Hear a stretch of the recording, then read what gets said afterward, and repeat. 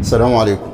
الأيام اللي فاتت كنا بنتكلم عن رحلة إلى الدار الآخرة، وعلشان في أيام مقبلة جميلة كلها بركات ونفحات وأجور عظيمة جدا، وهي أيام شهر رمضان المبارك. كل عام أنتم بخير، وأسأل الله تبارك وتعالى أن يبلغنا وإياكم رمضان، وأن يرزقنا فيه العمل، وأن يرزقنا فيه القبول، اللهم آمين يا رب العالمين. فقررنا ان احنا نتكلم في سلسلة ممكن فيديوهين 3 عن كيفية استقبالنا لشهر رمضان. ازاي نستعد لهذه الايام الجميلة حتى نقبل في شهر رمضان، ازاي اكون من المقبولين في رمضان. فابقوا معنا وجزاكم الله خيرا. الحمد لله والصلاة والسلام على رسول الله، وبعد. فرمضان هو فرصة الزمان، فرصة عظيمة جدا، فيها يغتنم الإنسان هذه الفرصة ليغفر له ما تقدم من ذنبه. وسبحان الله العظيم، إنما تعلو الهمم في رمضان بكثرة العبادة لله تبارك وتعالى. هكذا ينبغي أن يعتقد المسلم، وهكذا كان يعتقد سلفنا الصالح رضوان الله عليهم. فلم يكن رمضان بالنسبة لهم مجرد شهر من الشهور، مش ان انت مثلا بتصوم وتصلي وخلاص ينقضي رمضان وتبقى مفيش مشكلة والايام تعدي عليك. لا، ما كانش بيعدي عليهم رمضان كباقي الشهور. كانوا بيغتنموا هذا الشهر اغتنام عظيم جدا، بل كان له في قلوبهم مكانة خاصة ظهرت واضحة من خلال استعدادهم لشهر رمضان. يعني هذه المكانة ظهرت في قلوب الصحابة من خلال استعدادهم، كيف كانوا يستعدون لشهر رمضان ويحتفون به ويدعون ويتضرعون الله سبحانه وتعالى أن يبلغهم إياه لما يعلمون من الفضل العظيم في شهر رمضان. كانوا دايما بيدعوا اللهم بلغنا رمضان، علشان هم عارفين ان في رمضان في العتق من النيران. كل ليلة من أيام رمضان زي ما حضرتك عارف بيعتق ناس من النار. يعني في ناس ربنا سبحانه وتعالى بيعتقها من جهنم، والذي يعتق لا يدخل النار أبدا. سبحان الله، يعني ربنا جعلنا وإياكم منهم. ففي كل ليلة من ليالي رمضان عتقاء من النار، ربنا يعتقك من النار فلا تدخلها أبدا.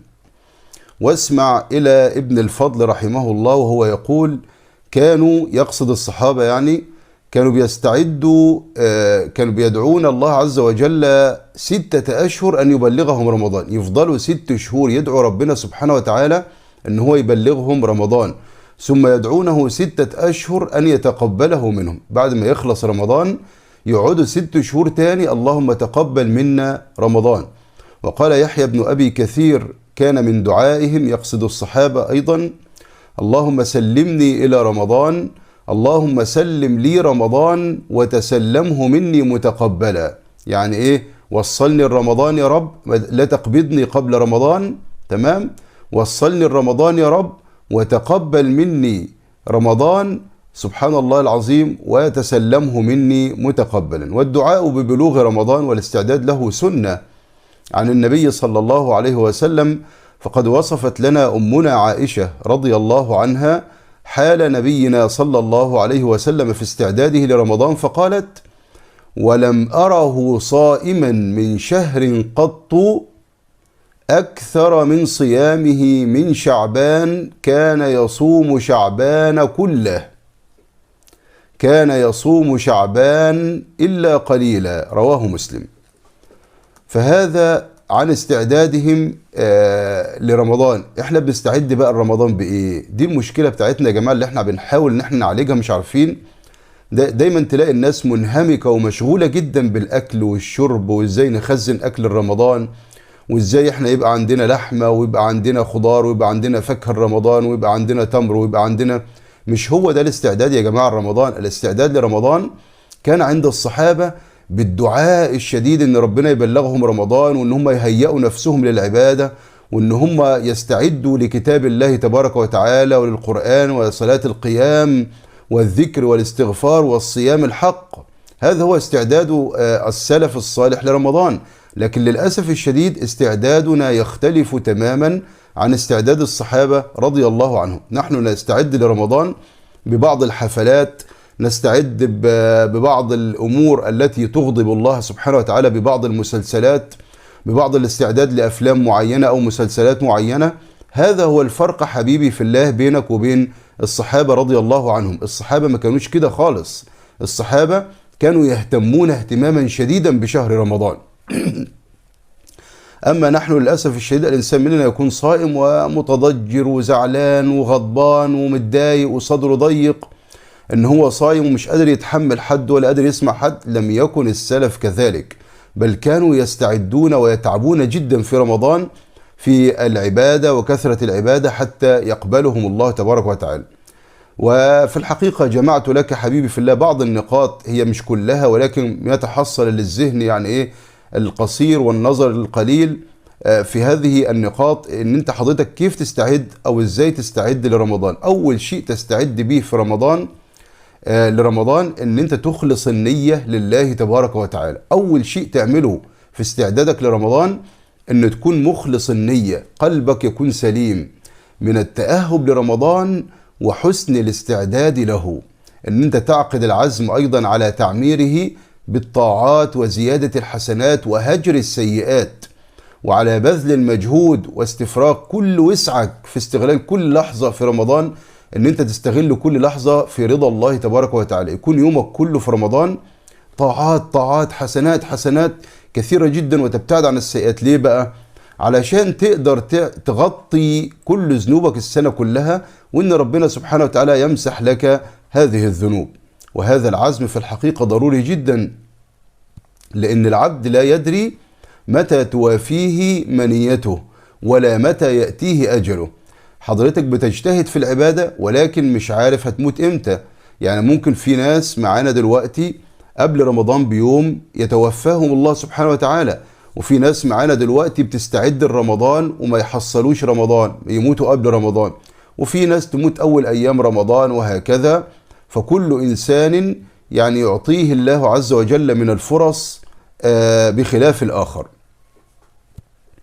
علشان لما بتستعد رمضان بهذه الأمور ربنا سبحانه وتعالى بيجازيك على حسن نيتك وعلى هذا العمل والعزم، فتنال الأجر من الله سبحانه وتعالى. وإن لم تعمل، يعني واحد استعد إن هو يقيم الليل وإن هو هيصلي ويقرأ قرآن في رمضان ومات قبل رمضان، فهذا يكتب له وإن لم يعمل. عن ابن عباس رضي الله عنهما أن النبي صلى الله عليه وسلم قال: إن الله كتب الحسنات والسيئات ثم بين ذلك، فمن هم بحسنة فلم يعملها كتبها الله له عنده حسنة كاملة. متفق عليه. وقال النبي صلى الله عليه وسلم أيضا: إنما الأعمال بالنيات وإنما لكل امرئ ما نوى. متفق عليه.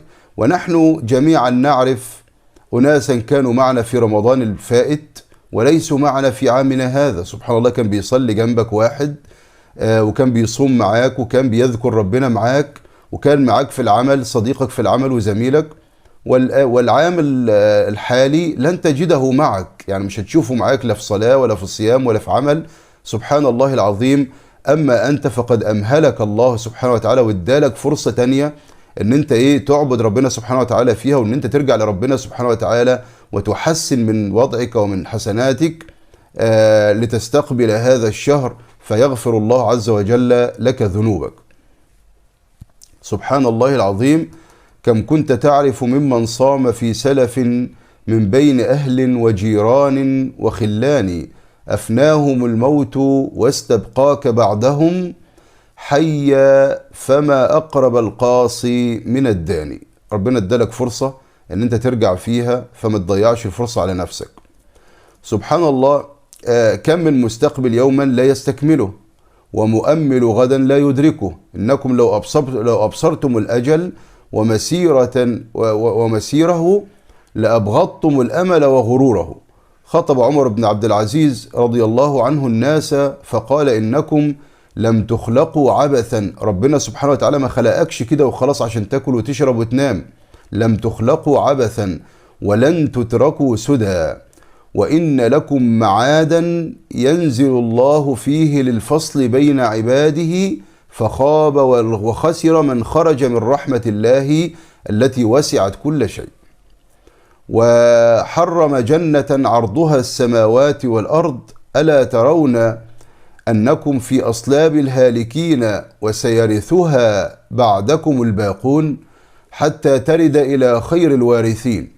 في كل يوم تشيعون غاديا ورائحا إلى الله قد قضى نحبه وانقضى أجله، فتودعونه وتودعونه في صدع من الأرض، وتدعونه في صدع من الأرض غير موسد ولا ممهد، قد خلع الأسباب وفارق الأحباب وسكن التراب وواجه الحساب، غنيا عما خلف فقيرا إلى ما أسلف. فاتقوا الله عباد الله قبل نزول الموت وانقضاء مواقيته، فيا مغرورا بطول الأمل مسرورا بسوء العمل. كن من الموت على وجل، فإنك لا تدري متى يهجم الأمل أو متى يهجم الأجل. فالنية النية، والعزم العزم، والإخلاص الإخلاص. قال الله تبارك وتعالى: ولو أرادوا الخروج لأعدوا له عدة. وقال سبحانه وبحمده: فلو صدقوا الله لكان خيرا لهم. فأول شيء كلمتك عنه تستقبل به رمضان حبيب الغالي، ان انت تجدد النية وتصلح وتخلص النية من الشوائب، تخلص النية من شرك الله تبارك وتعالى، تخلص النية من الحقد والحسد لإخوانك والبغضاء، وان انت تطهر قلبك من الشواغل التي تشغلك عن العبادة في رمضان. مثلا انا كنت طول السنة نايم ما بعملش اي حاجة، فخلاص رمضان مقبل ابدأ ان انا اعد نفسي نفسيا ان انا هعمل في رمضان اعمال صالحة كثيرة جدا اخذ عليها اجر، قراءة قرآن وصيام نهار وقيام ليل وتسبيح واستغفار وتلاوة القرآن وصلة الرحم والإحسان إلى الفقراء والأيتام. أعمال صالحة كثيرة جدا الإنسان يقدمها لربه تبارك وتعالى في قبل أن يستقبل رمضان، حتى يأتي عليه رمضان ويكون في حالة جيدة بإذن الله تبارك وتعالى. أسأل الله تبارك وتعالى أن يبلغنا وإياكم رمضان، وأن يرزقنا وإياكم فيه العمل والإخلاص والصدق إليه، إنه ولي ذلك والقادر عليه. وسبحانك اللهم وبحمدك نشهد أن لا إله إلا أنت، نستغفرك ونتوب إليك. فلا تنسى حبيبي في الله أن تنشر هذه الفيديوهات لإخوانك، ربما يصلك أجرها دون أن تتعب. وجزاكم الله خيرا، والسلام عليكم ورحمة الله وبركاته.